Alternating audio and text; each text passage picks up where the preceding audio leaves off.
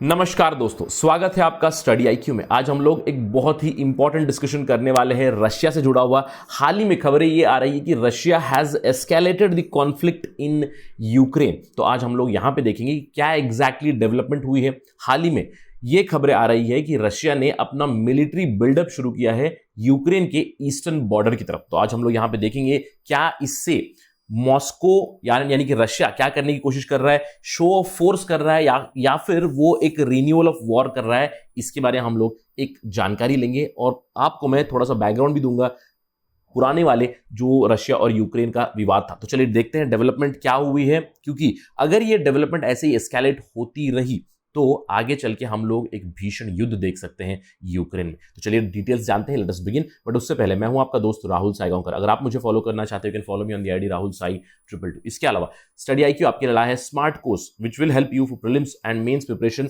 For UPSC civil services examination, जो आपको IAS और आईपीएस के लिए एंट्री दिलाती है। ज्यादा जानकारी के लिए गो थ्रू studyIQ.com और download the app from Google Play Store and avail these benefits. And do not forget to subscribe to our channel Study IQ.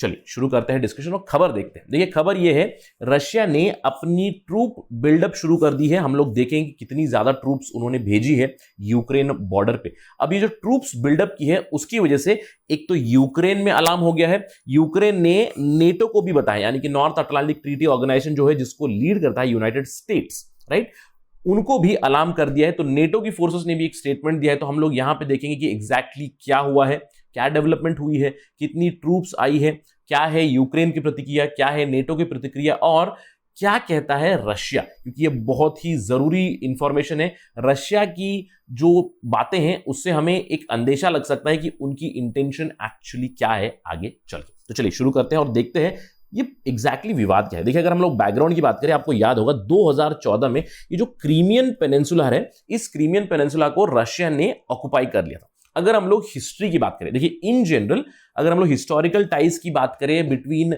USSR, पहले रशिया से पहले यूएसएसआर था, तो सारे यूएसएसआर के भाग थे। यूक्रेन भी एक सैटेलाइट स्टेट था, लेकिन 1991 में जैसे यूएसएसआर का डिसइंटीग्रेशन हुआ उसके बाद ये सारे सैटेलाइट स्टेट्स इंडिपेंडेंट हो गए और यूक्रेन के साथ काफी अच्छे रिलेशंस थे रशिया के। लेकिन धीरे धीरे 91 के बाद हम लोग देख सकते हैं कि बहुत सारी ईस्टर्न यूरोपियन कंट्रीज जो है उनका टिल्ट चलता गया वेस्ट की तरफ, यानी कि यूएस और यूरोपियन यूनियन की तरफ। तो उसकी वजह से रशिया और इन कंट्रीज में तनावनी शुरू हुई और 2014 में हम लोग देख सकते हैं क्रीमिया के ऊपर एक बहुत बड़ा एनेक्सेशन हुआ, यहां पे युद्ध भी हुआ। क्रीमिया में रशिया ने अपने ट्रूप्स भेजे और इस क्रीमियन पेनिनसुला को कैप्चर कर लिया। अब ये क्रीमियन पेनिनसुला रशिया के लिए बहुत जरूरी था। अगर हम लोग रशिया को देखें टुवर्ड्स द ईस्टर्न साइड, ये जो ब्लैक सी में आता है उनको सीवर्ड एक्सपेंशन के लिए काफी मदद करेगा। आपको याद रखना है क्रीमिया कहां आता है, क्रीमिया के सदर्न साइड में है ब्लैक सी और आपको उनके नॉर्थ ईस्टर्न साइड में आता है सी ऑफ अज़ोव। और आपको एक और चीज भी याद रखनी है सेवास्तोपोल के बारे में। देखिए सेवास्तोपोल एक यूक्रेनियन नेवी का हेडक्वार्टर है जिसको लीज किया गया था रशिया को 2042 तक। ऑल्दो अभी तो रशिया ने पूरा इसके ऊपर कब्जा कर लिया, तो everything belongs to Russia now. अब ये कैसे हुआ, धीरे धीरे 2014 में देखिए एक रेफरेंडम के नाम पे उन्होंने रेफरेंडम करवाया जहां पे ये कहा गया कि रेफरेंडम में बहुत से लोग चाहते हैं कि क्रीमिया रशिया में आ जाए और इवेंचुअली क्रीमिया के ऊपर कब्जा कर लिया गया। अगर हम लोग क्रीमिया की बातें करें, देखिए क्रीमिया में 2 मिलियन पॉपुलेशन है जिसमें से approximately 60% are Russian ethnics and Ukrainians are only 25%, यानी कि 1/4 of them are Ukrainians and 60% approximately are Russians. तो इसीलिए ये रीजन बताते हुए रशिया ने कब्जा कर लिया था क्रीमिया के ऊपर। अब जब से उन्होंने कब्जा किया क्रीमिया के ऊपर, तो कब्जा कर ही लिया था, लेकिन उनकी नजर यूक्रेन के ईस्टर्न भाग पे भी है जहां पे बहुत सारे और रशियंस रहते हैं, एथनिक रशियंस रहते हैं। तो देखिए 2014 से हो क्या रहा है, सिंस 2014 रशिया ने अपनी मिलिट्री प्रेजेंस काफी ज्यादा बीफ अप कर दिया। कहां पे, स्पेशली सेवास्तोपोल नेवल बेस में। मैंने आपको बताया उसका स्ट्रेटेजिक इंपॉर्टेंस बहुत ज्यादा है। It comes somewhere here towards the western side, right, Crimea के वेस्टर्न कोस्ट पे आता है, तो बहुत ही जरूरी एक नेवल हेडक्वार्टर है। यहां पे उन्होंने सिक्योरिटी बीफ अप कर दी। इसके अलावा अगर हम लोग बात करें, रशिया और यूक्रेन के बीच 2014 से ही लड़ाई चलती आ रही है। क्रीमिया के ऊपर तो कब्जा है, लेकिन यूक्रेन के ईस्टर्न भाग में जो भी सिटीज है, जो भी रीजन है, उसको डॉनबास रीजन कहते हैं, वहां पे लड़ाई चल रही है क्योंकि वहां पे अभी भी बहुत ज्यादा एथनिक रशियंस है और वो रशियन सेपरेटिस्ट बन चुके हैं। यानी कि एक तरफ है यूक्रेन और यूक्रेन की फोर्सेस, प्रो यूक्रेन फोर्सेस, और दूसरी तरफ है प्रो रशियन पीपल।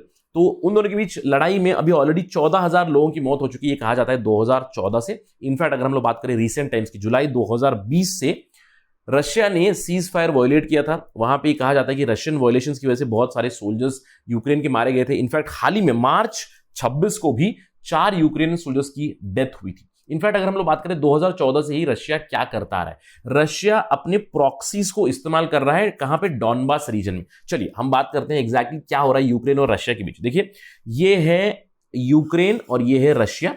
यूक्रेन की कैपिटल सिटी है ये कीव, और क्रीमिया के ऊपर, तो क्रीमिया तो यहां पे आता है ब्लैक सी में, इसके ऊपर तो ऑलरेडी रशिया ने कब्जा कर लिया। लेकिन हम लोग बात कर रहे हैं इस पर्टिकुलर रीजन की, यहां पे जिसको डॉनबास कहते हैं। और डॉनबास में 2 रीजन आते हैं प्रेडोमिनेंटली, लुहांस्क और डोनेट्स्क। तो लुहांस्क और डोनेट्स्क जो रीजन है वहां पे लड़ाई चल रही है अभी भी, क्योंकि इस रीजन में, डॉनबास जो कहते हैं, इस रीजन में रशियन सेपरेटिस्ट बहुत सारे हैं। और इन रशियन सेपरेटिस्ट को रशिया उन्हें आर्म्स एंड एम्युनिशंस भी दे रहा है, उन्हें कंटिन्यूअसली प्रॉप अप कर रहा है ताकि वो लड़ाई करें और ज्यादा इंडिपेंडेंस के लिए। आप देख सकते हो यहां पे ये जो ब्लू एरिया है, दिस इज ऑलरेडी कवर्ड और कंट्रोल्ड बाय दी सेपरेटिस्ट। जो डोनेट्स्क और लुहांस्क जो रीजन है उसमें बहुत सारा रीजन ऑलरेडी सेपरेटिस्ट कंट्रोल करते हैं, और इस सेपरेटिस्ट को रशिया आर्म्स एंड एम्युनिशन देता है। तो यहां पे ये सेपरेटिस्ट रीजन और इस पर्टिकुलर रीजन में अभी लड़ाई चल रही है। तो अभी रिसेंट टाइम में क्या हुआ है, अभी रिसेंट टाइम में इस पर्टिकुलर बॉर्डर पे रशिया ने अपनी ट्रूप बिल्डअप की है। अब अगर हम लोग डिटेल्स की बात करें, ऑल्दो डिटेल्स थोड़ी सी स्केची है, लेकिन Ukrainian commander in chief Ruslan Khomchak ने कहा है कि रशियन फेडरेशन अपना अग्रेसिव पॉलिसी फॉलो कर रहा है यूक्रेन में। उन्होंने कहा है कि रशिया ने अभी 28 टैक्टिकल बटालियन ग्रुप्स लगा दी है ऑलरेडी यूक्रेन के ईस्टर्न बॉर्डर पे। अब इसके अलावा, ये तो अभी की बिल्डअप है, 28 बटालियंस तो ऑलरेडी यहां पे उन्होंने भेजी है अभी फिलहाल। इसके अलावा कोमचाक ने कहा ऑलरेडी क्रीमिया में कम से कम 32,000 ट्रूप्स पड़ी हुई है रशिया की, जिसमें 28,000 सेपरेटिस्ट सर्विसमैन ही है। यानी कि जो क्रीमिया को ऑक्युपाई किया था वहां पे उनकी काफी ज्यादा ट्रूप बिल्डअप है, ऑलमोस्ट 32,000 ट्रूप। तो इसकी वजह से यूक्रेन के लिए खतरा है, ये कहा है Ukrainian commander in chief Ruslan Khomchak ने। तो चलिए देखते हैं रिएक्शंस क्या है ये। इमीडिएट अगर हम रिएक्शन की बात करें तो यूक्रेन की तरफ से तो क्लियरली रिएक्शन आया कि रशिया ने जो मिलिट्री बिल्डअप किया है वो हमारी सिक्योरिटी को थ्रेटन करता है। उन्होंने ये स्टेटमेंट देते हुए उन्होंने नेटो को भी अलार्म किया कि NATO forces should come to aid of Ukraine. अब नेटो ने क्या किया, नेटो की तरफ से एक स्टेटमेंट आया, आप यहां पे देख सकते हो। नेटो ने कंडेम किया है रशियन मिलिट्री बिल्डअप को।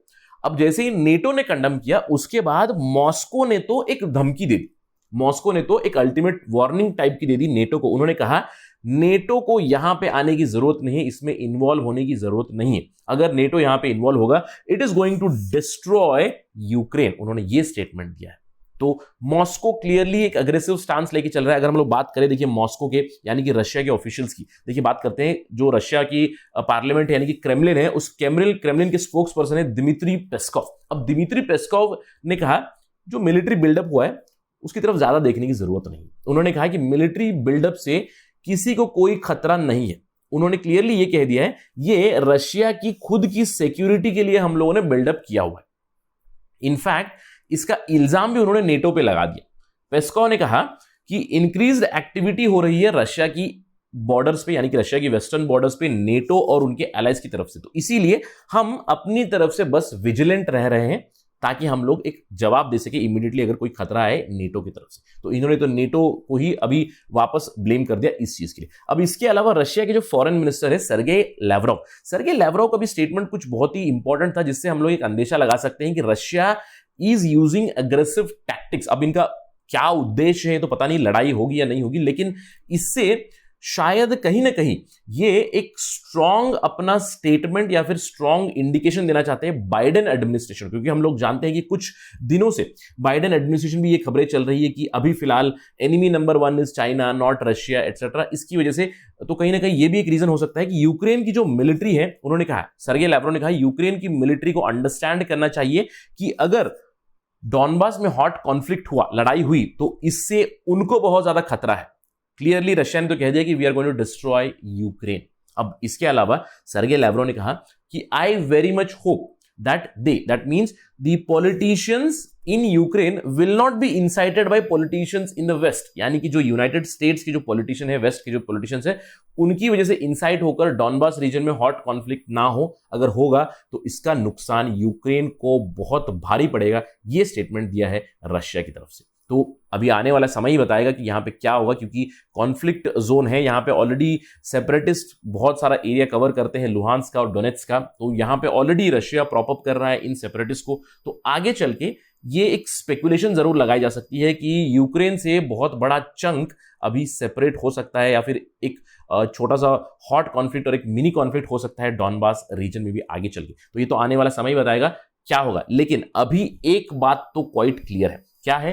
फर्स्ट रियल टेस्ट आ चुकी है बाइडेन एडमिनिस्ट्रेशन। सबको लग रहा था बाइडेन एडमिनिस्ट्रेशन का नंबर 1 एडवर्सरी होगा चाइना, तो सबकी नजर चाइना के ऊपर थी। हम लोग कंटिन्यूअसली बात करते आ रहे हैं, एंकरेज में जो मीटिंग हुई थी अलास्का में यूएस और चाइना के बीच, तो उसके ऊपर ही सभी की नजर थी। सबको लग रहा था China is the main adversary, लेकिन suddenly Russia has emerged as the first biggest challenge for Biden administration.